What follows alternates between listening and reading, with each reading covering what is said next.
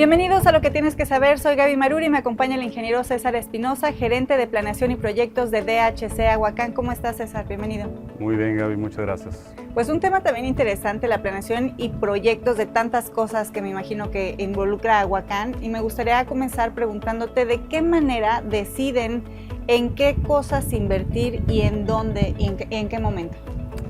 Mira, para poder garantizar que los núcleos urbanos crezcan ordenadamente se requieren tener instrumentos de planeación. Esos instrumentos, en el caso de Ahuacán, es un documento que se llama Plan de Inversiones Quinquenal.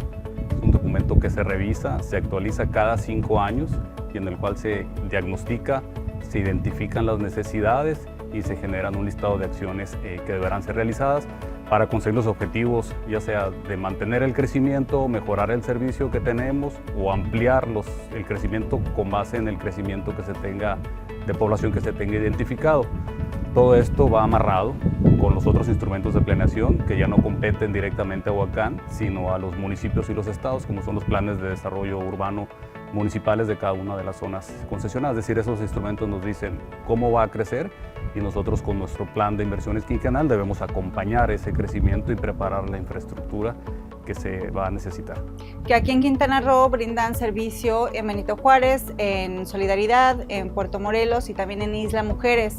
Por lo menos de estos municipios, bueno, en realidad los 4 tienen un crecimiento exponencial, principalmente Solidaridad. También Puerto Morelos, que es un municipio de reciente creación, todavía podríamos llamarlo ahí. Así está creciendo bastante. ¿De qué manera ustedes planean o proyectan a futuro para garantizar el servicio tanto de suministro de agua como de recolección y saneamiento del mismo? Así es. Mira, el censo de INEGI del año 2020 nos iluminó en algo que ya sabíamos desde nuestra información del padrón de clientes, del crecimiento de nuestro padrón. El estado de Quintana Roo es el estado de todo México que está creciendo más rápido a nivel nacional, que Solidaridad es el municipio que está creciendo más rápido a nivel nacional, tiene una tasa del 9.3%, la media nacional es del 1.3%, es decir que está creciendo 6-7 veces por arriba de la media nacional. Prácticamente en 10 años Solidaridad duplicó su población. En el caso de Benito Juárez, esta tasa es reducida, lo digo entrecomillados, del orden del 3.5%, reducida si pensamos que es 3 veces la media nacional, claro. Sigue siendo una tasa muy acelerada. Puerto Morelos igualmente, siendo el municipio más joven, desde el año 2015 se creó, todavía en consolidación, todavía con sus instrumentos de planeación consolidándose, trae una tasa de crecimiento también elevada, y Isla Mujeres con una tasa de crecimiento un poco más tranquila, pero en todos los casos por encima de la media nacional. Teniendo estos datos y teniendo los datos propios también de nuestro padrón de clientes, podemos saber cuál es la inercia del crecimiento y podemos determinar pues, cuánta infraestructura nueva vas a necesitar, cuántos pozos de agua potable, cuántas cárcamos de rebombeo, cuántos tanques, cuántas plantas de tratamiento, cuánta infraestructura tienes que prever como ingeniería y lo que se requiere para tenerla lista oportunamente, y también como recurso financiero también para poder lograr que esas infraestructuras se puedan volver una realidad y que se vuelva una realidad oportunamente, que se ejecuten cuando tenga que ser ejecutadas, no cuando ya exista un rezago en la infraestructura. Ahora, esto quiere decir que al tener esa tasa de crecimiento tan grande, pues es gente que llega de otros lugares y que tiene la necesidad de una vivienda. Esto va a la par con el crecimiento de los desarrollos inmobiliarios. ¿De qué manera Ahuacán se involucra con estos desarrolladores para trabajar en equipo para desde un inicio conectar el drenaje pues directamente a Ahuacán y también proveer el servicio de agua potable? Sí, claro, la vocación de Cancún, como todos lo sabemos, y de la Riviera Maya, de los municipios donde está concesionado el servicio, es precisamente la hotelería, dar esparcimiento. Y para poder dar esos servicios se requiere mucha población en la localidad. Eso ha servido, esa necesidad de mano de obra ha servido como un reclamo para que la gente llegue a vivir acá. Y lo que antes era Cancún como una zona de apoyo hace 40 años en la zona urbana, pues se ha vuelto ya un núcleo urbano importante del orden de 1 millón de habitantes, ya una ciudad por sí misma que tiene otras actividades no solamente vinculadas al turismo, pero evidentemente el hilo conductor es el turismo.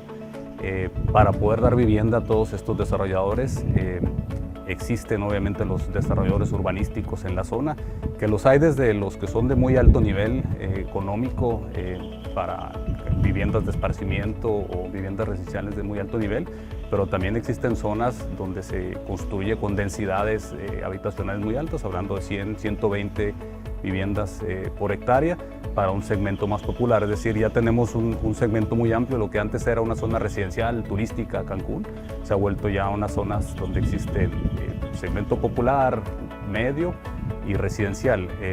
Nuestro trabajo es interactuar con esos desarrolladores de vivienda, marcarles las pautas hacia dónde debe ir la infraestructura, cuáles son las necesidades de infraestructura según la zona donde ellos quieran detonar.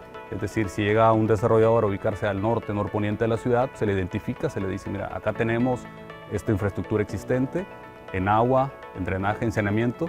Si quieres desarrollar con base en lo que dice el plan de desarrollo urbano, ellos también lo rige el plan de desarrollo urbano, pues deberás entonces construir esta infraestructura para incorporarla al sistema.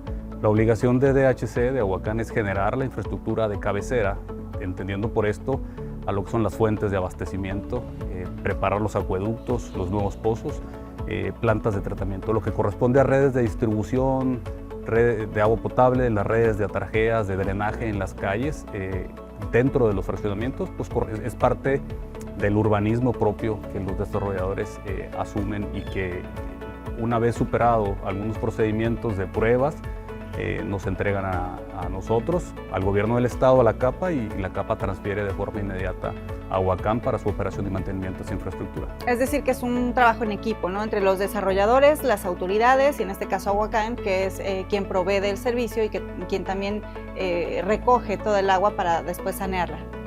Así es, los municipios determinan las zonas que pueden ser desarrolladas, en qué momentos y con qué densidades, es decir, cuántas viviendas por hectárea existirá, en qué segmentos. Con base en eso, los desarrolladores generan sus proyectos urbanísticos. Una vez anticipados estos proyectos, se acercan con la Comisión de Agua Potable y con DHC Ahuacán para conocer qué se necesita para poder tener esa infraestructura y detonar los proyectos ejecutivos que finalmente se convierten en obras en beneficio de la comunidad para la dotación de los servicios. Ok, ahora, ¿qué llega a pasar en caso de que estos desarrolladores no terminen de hacer todos esos procesos y dejen inconclusa la parte de drenaje, por ejemplo? ¿Hay manera en que las personas puedan conectarse al drenaje? Sí, desafortunadamente no todos los desarrollos urbanísticos llegan a ser exitosos. Han existido proyectos que no han llegado a buen término, en los cuales ha quedado infraestructura incompleta. En ese ejercicio que te mencionaba de que la infraestructura debe ser construida y entregada al gobierno del estado, en ocasiones el desarrollador no lo concluye, tal vez porque su proyecto financieramente no fue correcto, por los motivos que sea, se queda infraestructura sin concluir. Cuando eso ocurre, pues se requiere un ejercicio de colaboración. Nos acercamos a los municipios, le planteamos la problemática. Al final de cuentas hay una población que está afectada al no contar con los servicios completos y se buscan los mecanismos para poder coinvertir. Si el desarrollador existe todavía, aporte recursos, el gobierno del estado lo aplique también, la federación y DHC también. Afortunadamente son pocos realmente en la zona. Se puede buscar llegar a algún buen término para conectar esas viviendas al drenaje. Así es, en el caso que sea drenaje, así es. Y en el caso de los, pues ya sea asentamientos irregulares o zonas no municipalizadas que quizá son de ejidatarios que no cuentan con estas redes, ¿hay alguna manera en que los propietarios puedan acercarse para poder tener esta conexión de drenaje y de servicio de agua potable? Sí, mira, las zonas irregulares o las características de zonas irregulares debemos clasificarlas de dos maneras. Hay zonas irregulares en la forma en las que fueron fraccionadas, que es el caso que mencionas de los terrenos ejidales, y hay zonas que son asentamientos irregulares, donde llega un grupo de pobladores y se asienta en un lugar sin ser su propiedad, la invaden y la toman como suya. En el primer caso, en el cual se fracciona irregularmente, es decir, que grandes parcelas ejidales las fraccionan sin hacer los registros adecuados ante el registro público de la propiedad, y se empiezan a generar ahí viviendas, poniendo como ejemplo, por ejemplo, toda la zona que es Álamos, Oriente, Poniente, Doctores, gran parte de Bonfil. Son zonas donde pues, vemos un gran desarrollo ya de vivienda. Sin embargo, esos terrenos en su gran mayoría no han sido municipalizados en lo que son sus vialidades, por lo tanto no cuentan con los servicios. El hecho de poder dar un servicio ahí lleva implícitamente que las vialidades sean públicas. Para poder instalar una infraestructura ahí, agua, drenaje, hacer un tanque, tiene que ser una propiedad pública que haya sido transferida al municipio, las vialidades en ese caso, y en el caso de los tanques, los cárcamos de aguas negras que requerirán, pues también tiene que ser un predio que haya sido municipalizado, entregado al gobierno del estado. Hacerlo de otra forma, pues se comete una irregularidad. Se estaría haciendo una inversión sobre un terreno que es una propiedad privada. Afortunadamente, en los últimos años hemos venido trabajando con el municipio de Benito Juárez, en solidaridad ha ocurrido también en Isla Mujeres, para que esas regularizaciones de esas zonas ocurran. No solamente el fraccionamiento de la tierra, sino también todo lo que son las vialidades que permita que se introduzcan los servicios. Así traemos proyectos activos como es en la zona de Álamos Oriente, actualmente que estamos realizando. Ahora, ¿cuál sería el riesgo ambiental justamente de no contar con un servicio bien estructurado tanto de agua potable como de drenaje? Sí, bueno, detonar zonas al desarrollo sin contar con los servicios. Como sabes, estamos en una zona muy rica en agua, en el subsuelo. Si no cuentas con drenaje, la forma de deshacerse del agua residual de las casas es pues, descargándola al suelo. Tenemos un suelo muy fracturado, pues, que aporta esa carga orgánica contaminante a los acuíferos. No es deseable que esto ocurra. El ideal es que las zonas sean desarrolladas con base en los planes de desarrollo urbano y que lo que debe ser municipalizado lo ocurra cuanto antes. Cuanto más pronto se pueda contar con infraestructura, pues es en beneficio del principal recurso que tenemos acá, los acuíferos, los cenotes, las playas y el mar que contamos en la zona. Hablando de planeación y proyectos, ¿cuál definirías que es el mayor reto que tiene Ahuacán en este momento? Mira, en materia de cobertura de los servicios, el mayor reto sin duda está en las plantas de tratamiento, en el servicio que se llama el saneamiento. Ahuacán brinda los servicios integrales de agua potable, drenaje, que es la conducción del agua residual hacia las plantas de tratamiento, y por tanto el saneamiento. ¿Por qué es el mayor reto? Primero, que ese es común para todos los otros servicios, que la mancha urbana se está expandiendo de forma muy acelerada, pero por otra parte se ha vuelto un reto por los cambios normativos recientes que han existido. Apenas el año pasado, el año 2020 y empezó 2021, se realizaron cambios en la normatividad aplicable al tratamiento de aguas residuales.